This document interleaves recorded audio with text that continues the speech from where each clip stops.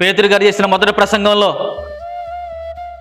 పాపాలు ఒప్పుకుని పశ్చాత్తాపడి మనసు నొచ్చుకుని మాకు రక్షణ కావాలి, మాకు బాప్తిసం కావాలని పేతురు గారి చేత 3000 మంది రక్షణ పొందారండి. ఈనాటి కాలంలో దేవుని వాక్యం మన దగ్గరికి వచ్చిన తర్వాత, పాపమును హెచ్చరించిన తర్వాత, నువ్వు పాపాన్ని విడిచిపెట్టమని గద్దించిన తర్వాత ఒప్పుకునేవారు ఎంతమంది? వాటిని విడిచిపెట్టి మారు మనసు పొంది పాప క్షమాపణ పొందేవారు ఎంతమంది? బాప్తిస అనుభవంలోనికి వచ్చేవారు ఎంతమంది? ఇలా బాప్తిసం పొందిన తర్వాత అయిపోయింది జీవితం అంతా, ఇక ఒక మెట్టెక్కేశాను, ఇక పరలోకానికి వెళ్ళిపోతాను అని అనుకోవడానికి వీల్లేదు. వాళ్ళు చేసిన పని ఏంటంటే, వారు అపోస్తుల బోధలో స్థిరపరచబడ్డారు, సహవాసములో స్థిరపరచబడ్డారు, రొట్టె విరుచుటలో స్థిరపరచబడ్డారు, ప్రార్థనా జీవితంలో ఎడతెగక వారితో కలిసి నడిచారు. ఈరోజు సంఘముగా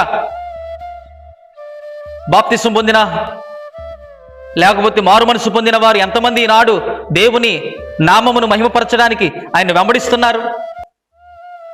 ఆయనలో ఎంతమంది స్థిరపడి ఉన్నారో ఒకసారి ప్రశ్న మనం వేసుకోవాలి, ఒకసారి మనము పరిశీలన చేసుకోవాలి. లేకపోతే మనం ఆ సహవాసములో గనక లేకపోతే మనం ఎప్పటికీ నిత్య రాజ్యంలోనికి చేరుకోలేము. ప్రభు మనల్ని నిత్య రాజ్యానికి వారసులుగా ఆయన వైపు మళ్ళించుకొనుగాక. ఆమేన్.